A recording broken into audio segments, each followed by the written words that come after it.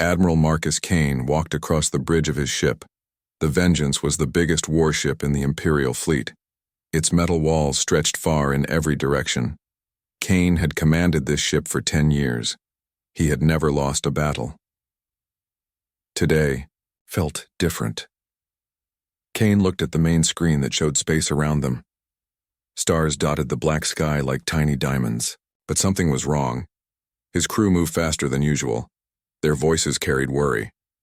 "Admiral," called Lieutenant Susan Blake from her station. She watched the sensors that detected other ships. "We have a problem." Kane walked over to her. "What kind of problem?" Susan pointed at her screen. Red dots appeared on the display. "Ships, sir, lots of them. They came out of nowhere." Kane frowned. "What ships? Who do they belong to?" "That's the problem, Admiral. We don't know. The computer can't identify them. Their design doesn't match anything in our records." This was impossible. The Galactic Empire had ruled space for 3,000 years. Every ship, every planet, every space station was in their computer files. Kane knew about every race that could travel between stars. Some were friends, some were enemies, but all of them were known. "How many ships?" Kane asked. 47 so far. But more keep appearing." Kane studied the screen. The unknown ships moved in perfect lines. They flew like trained soldiers, not like pirates or merchants. Someone had trained these crews well. Captain Frank Miller rushed over. He was Kane's best tactical officer. Frank had studied every type of ship and weapon in the galaxy. "Admiral, you need to see this." Frank touched the screen. Numbers appeared, next to each red dot. "These are their energy readings. Look at the size of these signatures." Kane read the numbers twice. He couldn't believe what he saw. "These readings are higher than our battle cruisers." "Yes, sir. And look at their formation. Perfect spacing, perfect timing. Whoever is commanding these ships knows what they're doing."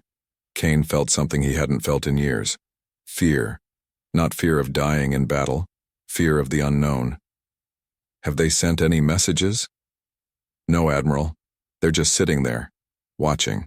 As Kane made his decision, "Send a message to High Command, tell them we need help. Send them everything we have on these ships." Susan's fingers moved across her controls. "Message sent, Admiral." The bridge fell quiet. Everyone watched the main screen. The unknown ships didn't move closer. They didn't move away. They just waited. 3 hours later, more Imperial ships arrived. Admiral Victoria Cross came with them. She commanded all Imperial forces in this part of space. Her ship, the Dominion, was even bigger than the Vengeance. Cross came aboard Kane's ship immediately. She was a tall woman with gray hair and sharp eyes. She had won more battles than any other Imperial commander.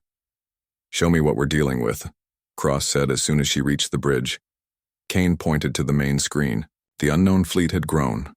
Now 60 ships faced the Imperial force. "Any word from intelligence?" Cross asked. Captain Miller shook his head. "Nothing, Admiral. It's like these ships appeared from empty space. No one has ever seen anything like them before." Cross studied the formations on the screen. "Professional military. Look at those patterns. Whoever trained these crews has fought real wars."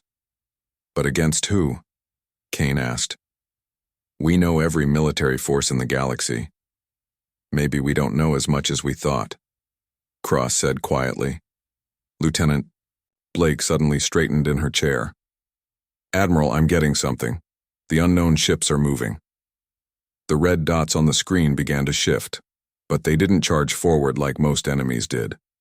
Instead, they spread out in a wide circle around the Imperial fleet. "They're surrounding us," Miller said. Cross watched the movement with growing interest. "No. Look closer. They're not trying to trap us. They're positioning for a defensive screen. These ships are protecting something." "Protecting what?" Kane asked. His answer came from Susan Blake. "Admiral, I'm detecting more ships, much smaller ones. They're coming from behind the main fleet." The screen showed new contacts. Hundreds of tiny dots moved past the larger ships. "What are those?" Cross demanded. Miller ran the sensor data through his computers. "Transport ships, maybe cargo vessels. They're not armed. Cross understood immediately. It's a convoy. The big ships are escorts. Someone is moving a lot of people or supplies, and they brought a fleet to protect them. But who needs that kind of protection? Kane asked. Before anyone could answer, the communications system came alive. A voice spoke in a language none of them had heard before. The words were sharp and clear. The speaker sounded calm but ready for trouble. Can anyone understand that? Cross asked. The ship's computer worked to translate the message. After a few minutes, words appeared on the screen. Unknown vessels. You are in neutral space. We are peaceful travelers. Please keep your distance while our convoy passes through. Cross and Kane looked at each other. In 3,000 years of Imperial rule, no one had ever told them to keep their distance. No one had ever called Imperial space neutral. Send a response, Cross ordered. Tell them they are in Imperial space. All ships must submit to inspection. Lieutenant. Blake sent the message. They waited for a reply. The answer came quickly. Again in the unknown language, then translated by the computer. We do not recognize Imperial authority in neutral space. Our convoy will continue on its planned route. We suggest you maintain safe distance to avoid any misunderstandings. The bridge fell silent. Kane couldn't believe what he had heard. Someone was refusing to obey Imperial commands. Cross stepped forward. Open a direct channel. Let me talk to their commander. Channel open, Admiral. Cross spoke slowly and clearly. This is Admiral Victoria Cross of the Galactic Empire. You are in Imperial space. You must submit to our authority. The reply came faster this time. The voice that answered was different. Female. Just as calm as the first speaker. This is Admiral Patricia Hayes of the Earth Federation Navy. We are peaceful explorers, but we do not submit to threats.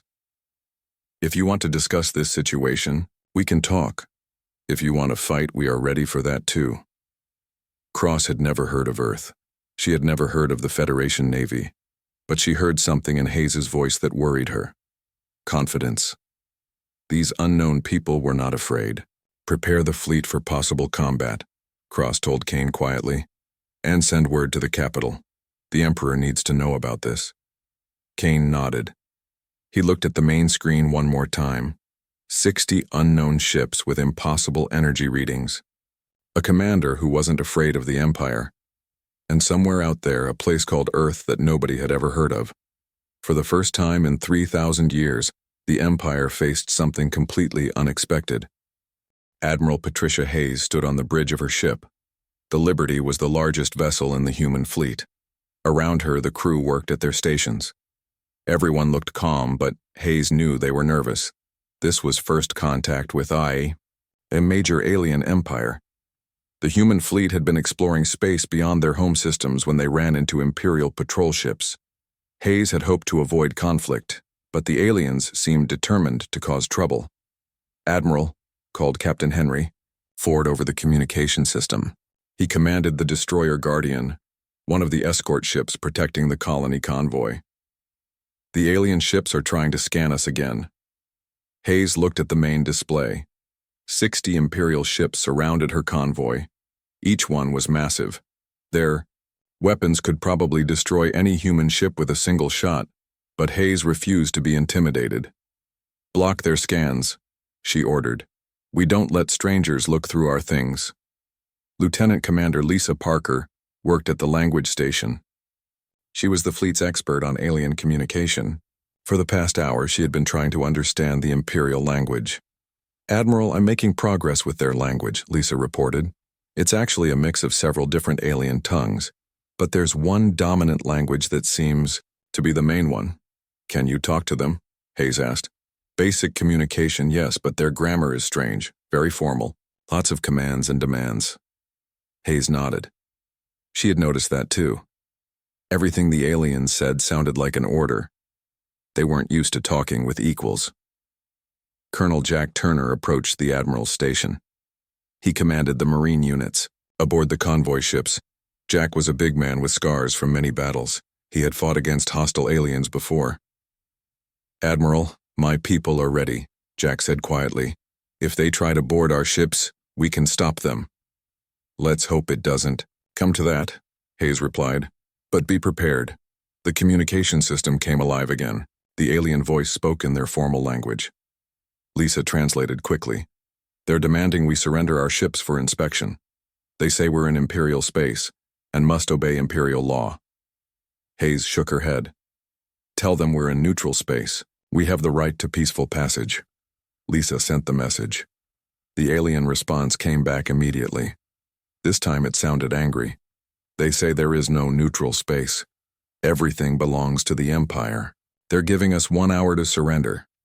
Hayes looked around her bridge. Her officers watched her, waiting for orders. These people trusted her to get them home safely. The convoy carried 20,000 colonists heading for a new world. There, children were aboard those transport ships. Open a direct channel to their commander, Hayes ordered. Let me talk to whoever is in charge. Lisa worked her controls. Channel open, Admiral. Hayes took a deep breath. This is Admiral Patricia Hayes of the Earth Federation Navy. I want to speak with your commander. The reply came in accented but clear English. This is Admiral Victoria Cross of the Galactic Empire. You will surrender your ships immediately. We're explorers, Admiral Cross. We're not looking for trouble. But we won't surrender to threats either. You are in Imperial space. You must obey Imperial law. Hayes kept her voice calm. We don't recognize your claim to this space. We're passing through peacefully. When our convoy is clear, we'll leave. There was a long pause. When Cross spoke again, she sounded surprised. You refuse Imperial authority? We refuse to be bullied. If you want to discuss this like civilized people, we can talk. If you want to fight, we're ready for that too. Another pause. Hayes could imagine the alien commander trying to understand how anyone could refuse the Empire's demands. You would fight the entire Imperial fleet? Cross asked. If we have to, but we'd rather find a peaceful solution. Hayes ended the transmission. She turned to her tactical officer, Commander Steve Walsh. What's our situation? Steve studied his displays. Not good, Admiral. They have us outnumbered 3-1. Their ships are bigger than ours. More firepower. But, Hayes could hear something in his voice. But they're moving like parade units, perfect formations, very predictable. They're used to enemies that run away or surrender immediately. Hayes smiled. And we don't do either. Captain Betty Lewis called from the cruiser Phoenix. Her ship protected the left side of the convoy. Admiral, I'm seeing something interesting. Their ships don't have point defense systems like ours. They're built to fight other big ships. This was useful information. Human ships were designed differently. Earth had faced many alien attacks over the years.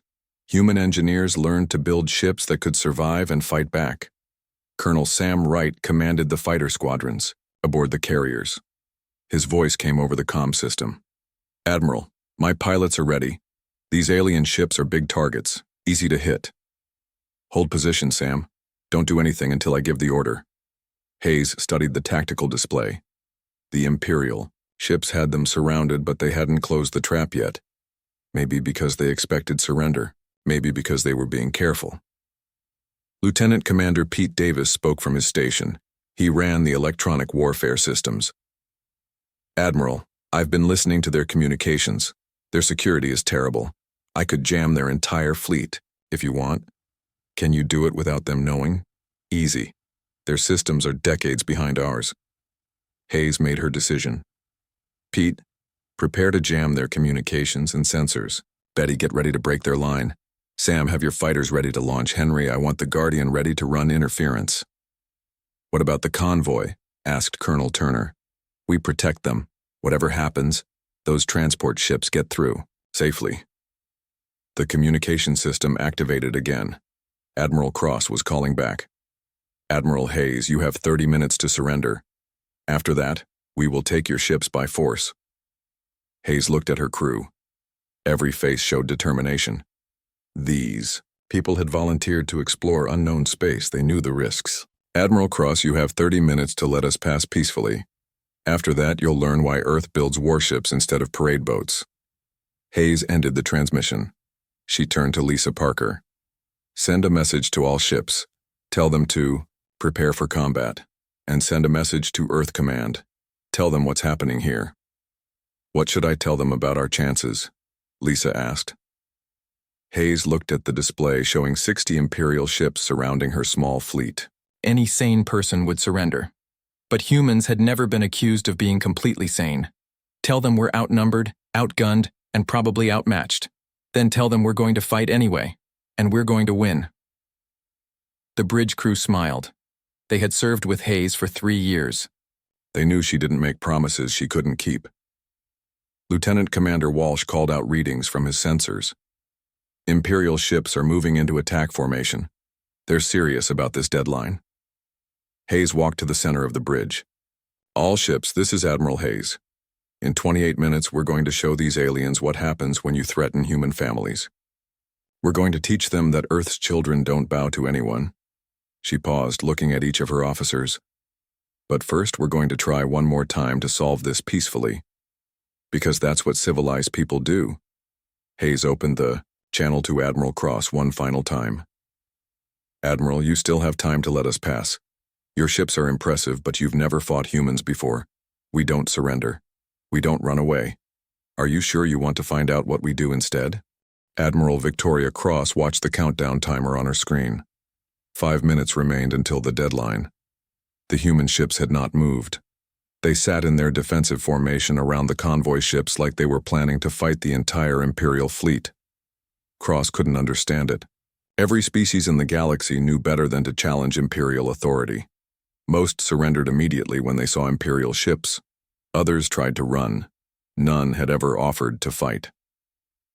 "Admiral," reported Captain Frank Miller from the tactical station. "The human ships are still jamming our sensor scans. We can't get detailed readings on their weapons or defenses." "What about their numbers?" Cross asked. 15 warships protecting about 30 transport vessels. The transports appear to be civilian ships." Cross studied the display. 15 ships against 60. The humans were either very brave or very stupid, maybe both.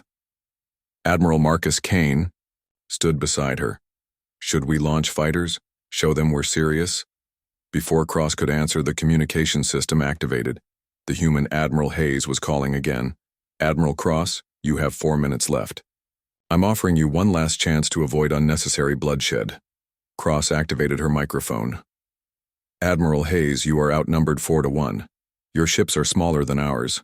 This is your last chance to surrender." "I appreciate your concern. For our safety," Hayes replied. "But you still don't understand. We're not here to conquer anyone. We're not here to steal anything. We're just protecting our people while they travel to a new home. And we will protect them. Then you will die protecting them. Maybe. But you'll remember the cost." The transmission ended. Cross looked at Kane. "Begin the attack. Target their warships first. Leave the transports alone until they surrender." Kane nodded and gave the orders. Imperial ships moved forward in perfect formation. Their weapons charged up. Energy readings spiked across the display. Then something impossible happened. The human ships didn't wait for the Imperial attack. They moved first. Captain Betty Lewis aboard the cruiser Phoenix led the charge. Her ship accelerated directly toward the Imperial line. But she didn't fly straight. The Phoenix twisted and rolled through space like a fighter plane, not a heavy cruiser. "How is she doing that?" Kane demanded. "Ships that size can't maneuver like that." Miller checked his instruments. "Unknown, sir. Their acceleration readings are off the charts. Those maneuvers should have killed the crew." The Phoenix fired its weapons while still spinning. Energy beams and missiles struck 2 Imperial ships before they could respond. The human ship flew between them so fast the Imperial gunners couldn't track it. Behind the Phoenix, other human ships began their own attacks, but each one used different tactics. Captain Henry Ford's destroyer Guardian launched a swarm of small missiles. But these weren't normal missiles. They moved independently, changing direction constantly. When Imperial ships tried to shoot them down, the missiles split apart into even smaller pieces. Colonel Sam Wright's fighters launched from the carrier Freedom. But these weren't like Imperial fighters. They moved in groups of 3, protecting each other while attacking different targets. When Imperial fighters tried to engage them, the humans used coordinated tactics that no one had seen before. Lieutenant Commander Pete Davis activated his electronic warfare systems. Suddenly, Imperial ships across the fleet lost their sensors. Communication between ships cut out. Weapon targeting systems failed. What's happening? Cross shouted. Captain Miller worked frantically at his station. They're jamming everything. Our computers can't connect to each other. Each ship is fighting alone. Cross couldn't believe what she was seeing. The human ships moved through the Imperial formation like they were dancing. They appeared where Imperial ships didn't expect them. They fired from angles that should have been impossible. The cruiser Phoenix completed its run through the Imperial line and immediately turned for another pass. But this time Captain Lewis led 3 other human ships in a coordinated attack. Admiral Kane watched his flagship's main screen in shock. They're not fighting like any military I've ever seen. Look at those maneuvers. They're taking risks that should get them all killed. But they're not getting killed, Cross observed. They're winning. The Imperial ship Conqueror, a massive battlecruiser, tried to ram the human destroyer Guardian. Captain Ford waited until the last second. Then, his ship jumped sideways so fast it seemed to teleport. The Guardian fired all its weapons into the Conqueror's side as it passed. "Sir, the Conqueror is reporting heavy damage," reported an Imperial communications officer. "A ship 1/10 its size just crippled it." Cross opened a channel to the Conqueror's captain. "How did they do that?" "Unknown, Admiral. Their ship moved faster than our computers could track, and their weapons hit us in exactly the right spots to cause maximum damage." Cross was beginning to understand. The humans weren't just better at individual ship combat. They were better at working together. Every human ship seemed to know exactly where every other human ship would be. Captain Betty Lewis proved this point by coordinating with Colonel Wright's fighters. The Phoenix drew fire from 6 Imperial ships while Wright's fighters attacked from behind. When the Imperial ships turned to engage the fighters, Lewis hit them again. "Admiral," Kane said quietly, "we're losing this battle." Cross couldn't argue. Imperial ships were designed to fight other large vessels in formation combat, but the humans fought like a pack of wolves attacking from all directions at once. The electronic warfare got worse. Pete Davis had completely disrupted Imperial communications. Cross couldn't even talk to half her ships. Orders had to be sent by light signals, which were slow and obvious.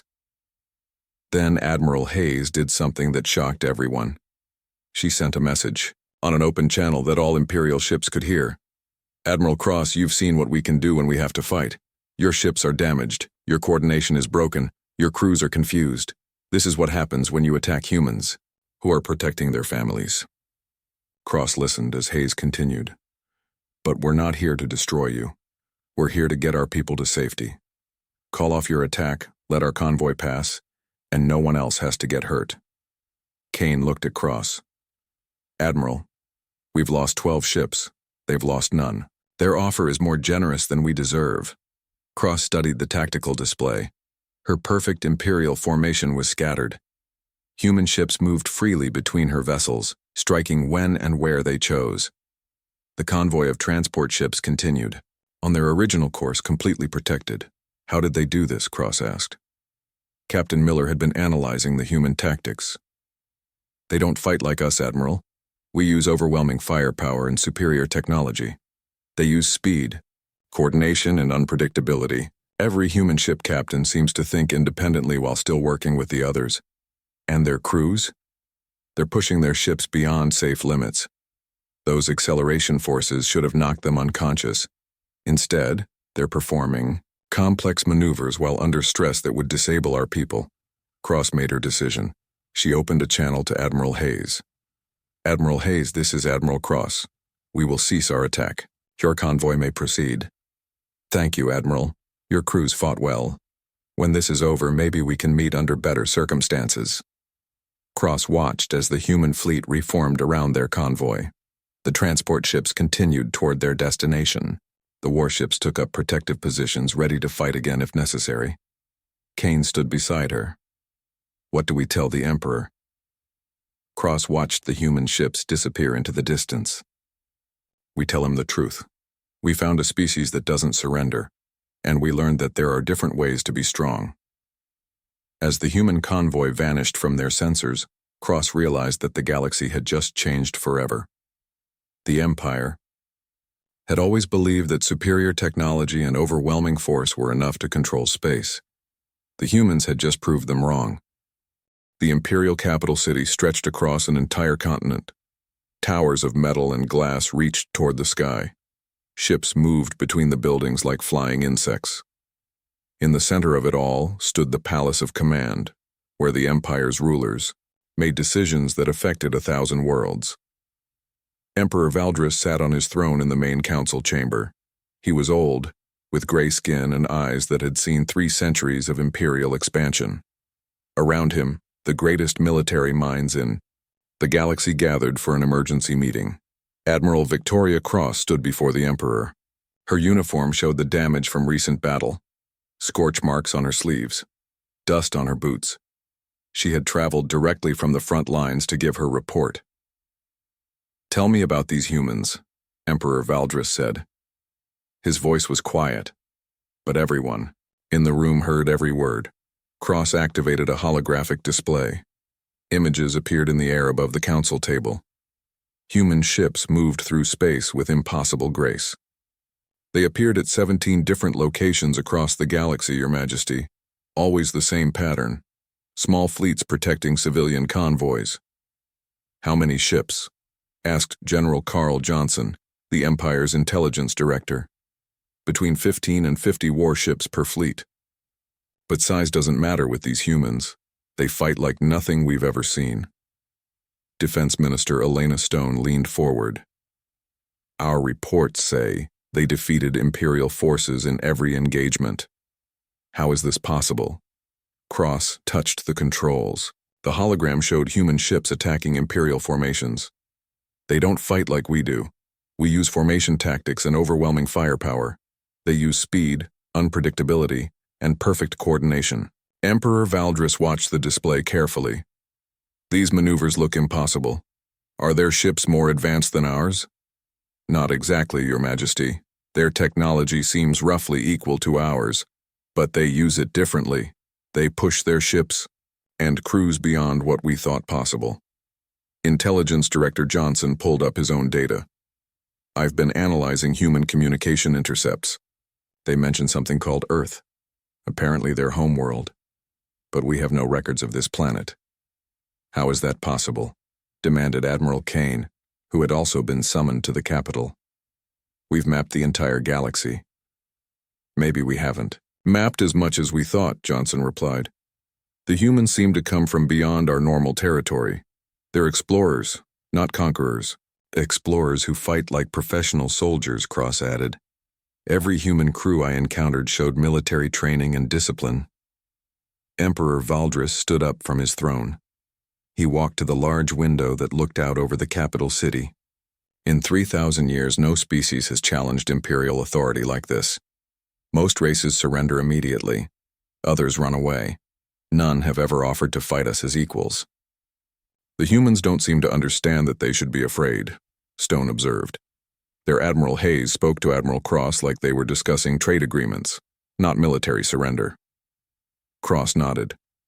Hayes was polite but firm. She made it clear that humans would protect their people regardless of the cost. "When I threatened her ships, she threatened mine right back. And then proved she could do it," Kane added quietly. Emperor Valdris turned back to face the council. "What do we know about human capabilities?" Cross activated new images. "Their ships are fast and maneuverable. Their weapons are accurate and powerful. But their real strength is their crews. They work together better than any military force I've ever seen." "Explain." "Each ship operates independently, but they all support each other. It's like they can read each other's minds. When one human ship attacks, the others automatically move to support it. When one ship is in trouble, others immediately come to help." Johnson pulled up communication intercepts. "Their language suggests a very different culture from ours. They use words like family and home when talking about their convoy ships. They're not just protecting cargo, they're protecting their people, and they'll die to do it," Kane said. I watched human ships ram Imperial vessels to protect their transports. The crews evacuated at the last second, but they were willing to sacrifice themselves. Emperor Valdris returned to his throne. What do they want? Are they planning to invade? Imperial space? Cross shook her head. No, Your Majesty. They seem to be genuine explorers. Each convoy we encountered was heading somewhere specific. New colonies, trading posts, scientific stations. They're expanding, but not aggressively. Until we tried to stop them, Stone pointed out. Exactly. When we demanded surrender, they refused. When we threatened force, they fought back. But they never attacked first. They always tried to negotiate. Emperor Valdris was quiet for a long moment. The council waited for his decision. Finally, he spoke. What are our options? Admiral Kane answered first. We could mobilize the entire Imperial Navy. Crush these humans before they become a bigger threat. Could we win? The Emperor asked. Kane hesitated. Eventually, yes, but the cost would be enormous. The humans would fight every battle to the end. They don't surrender. General Johnson offered another option. We could ignore them. Let them explore empty space. Avoid contact. That sets a dangerous precedent, Stone argued. If one species can ignore Imperial authority, others might try the same thing. Cross stepped forward. There is a third option, Your Majesty. Speak.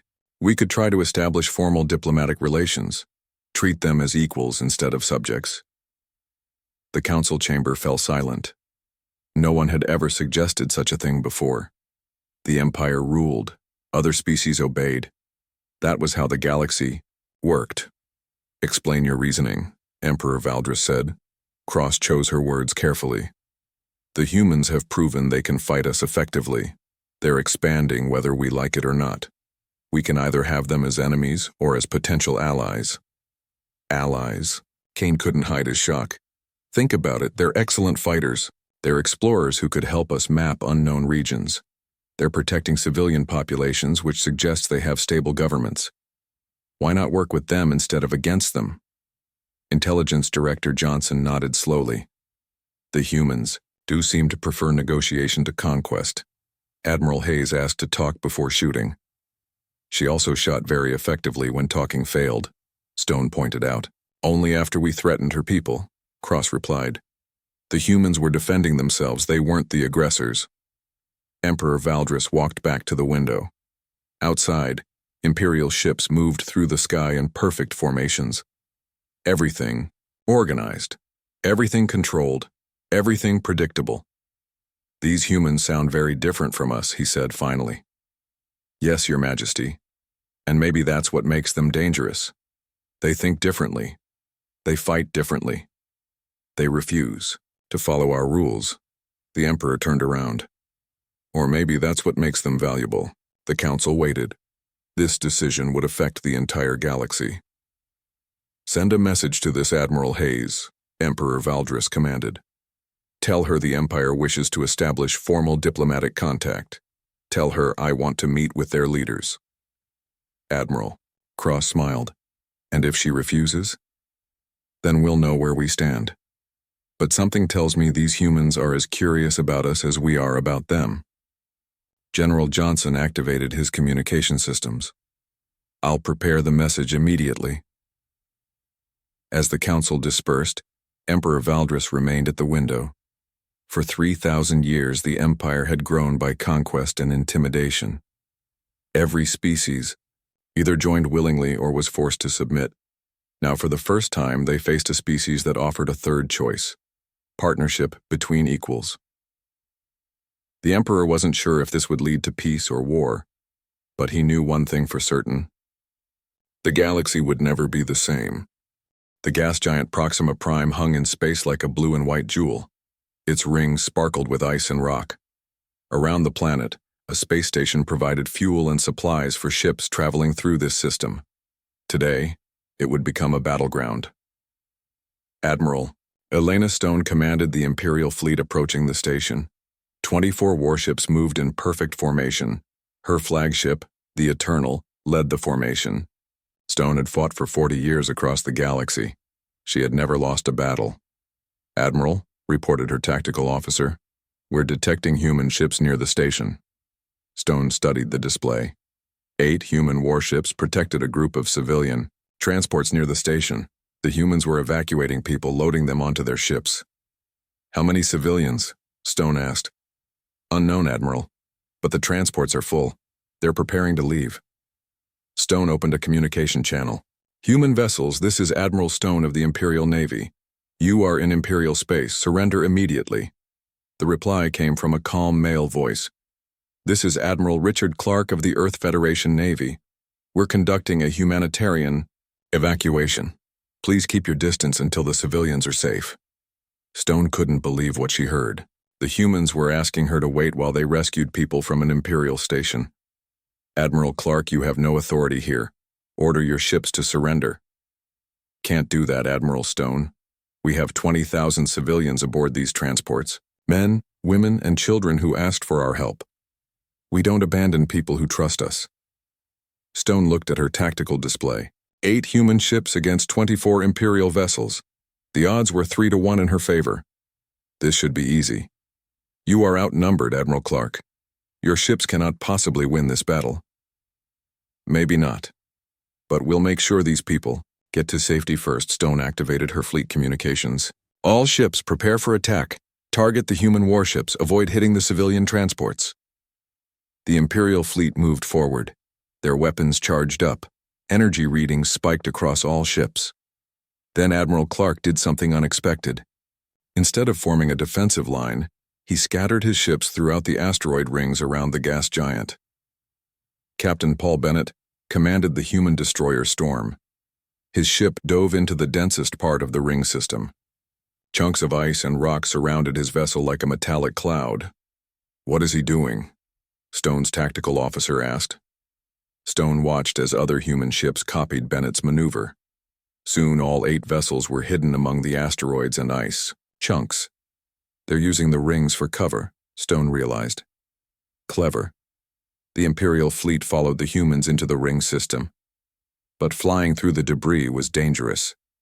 Large ships had trouble maneuvering around the asteroids.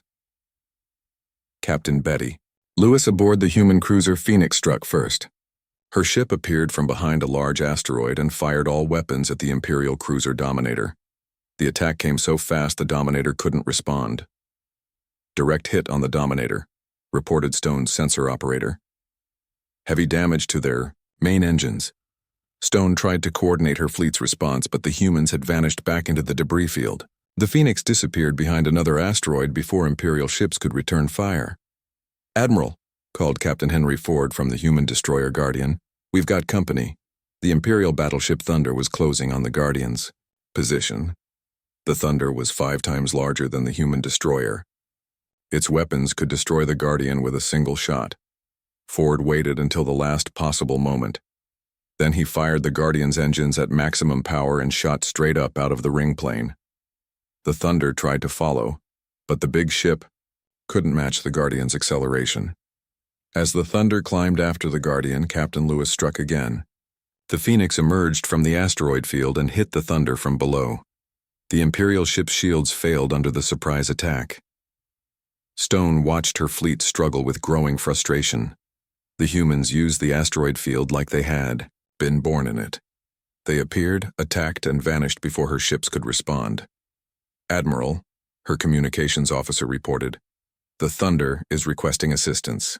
They've lost main power." "Send the Crusher to help them," Stone ordered. But as the Imperial ship Crusher moved to assist the Thunder, Colonel Sam Wright's fighters appeared. The small human craft came from 3 different directions at once. They hit the Crusher with coordinated attacks that targeted the ship's weapon systems. "How are they doing this?" Stone demanded. Her tactical officer studied the sensor readings. "They're using the asteroids to mask their approach. Our sensors can't track them through all the debris." Meanwhile, Admiral Clark coordinated the evacuation. The civilian transports moved slowly but steadily away from the battle. Human warships protected them, appearing whenever Imperial vessels got too close. Captain Bennett aboard the Storm demonstrated human determination when the Imperial dreadnought Vengeance cornered his destroyer. Bennett's ship was damaged, and, outnumbered. Any rational captain would surrender. Instead, Bennett did something that shocked everyone watching. He accelerated directly toward the Vengeance. "He's going to ram us," the Vengeance's captain reported to Stone. "Stop him," Stone ordered. The Vengeance fired everything it had at the storm. Energy beams and missiles struck the human destroyer repeatedly, but Bennett kept coming. At the last second, escape pods ejected from the storm. The destroyer, now empty except for Bennett, crashed into the Vengeance's main hangar bay.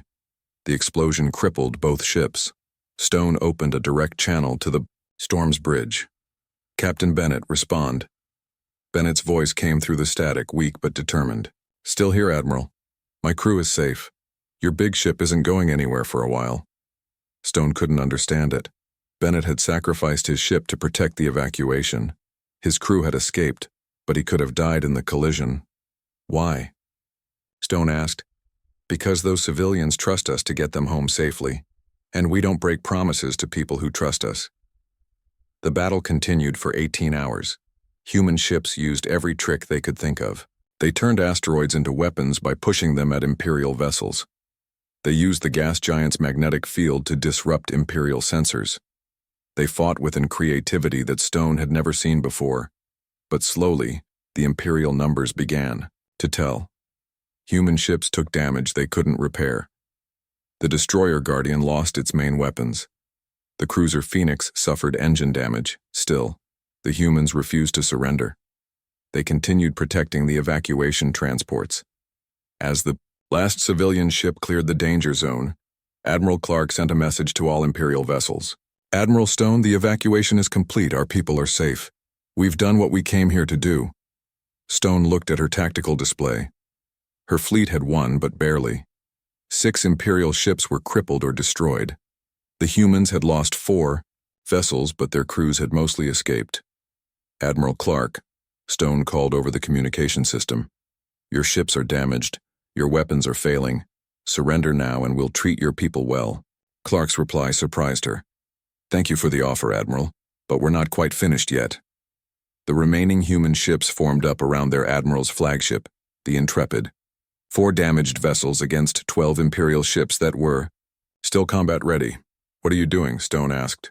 "Covering the transport's escape route, making sure your ships don't follow them." Stone realized that the humans planned to fight to the end. They would sacrifice themselves to protect people they had just rescued. "Admiral Clark," Stone said slowly, "I've fought for 40 years across this galaxy. I've commanded fleets and conquered worlds. I've never met anyone like your people." "Good fighters or bad fighters?" Clark asked. "The most dangerous fighters I've ever encountered. You don't know when to quit. We quit when the job is done." The job was protecting those civilians. They're safe now. Stone made her decision. "Admiral Clark, I'm offering you safe passage. Take your ships and leave. We won't pursue the transports." There was a long pause. When Clark replied, his voice carried surprise and gratitude. "Thank you, Admiral Stone, that's very generous. It's practical. You've proven your point, and you've earned my respect." Stone watched as the human ships limped away from the battle zone.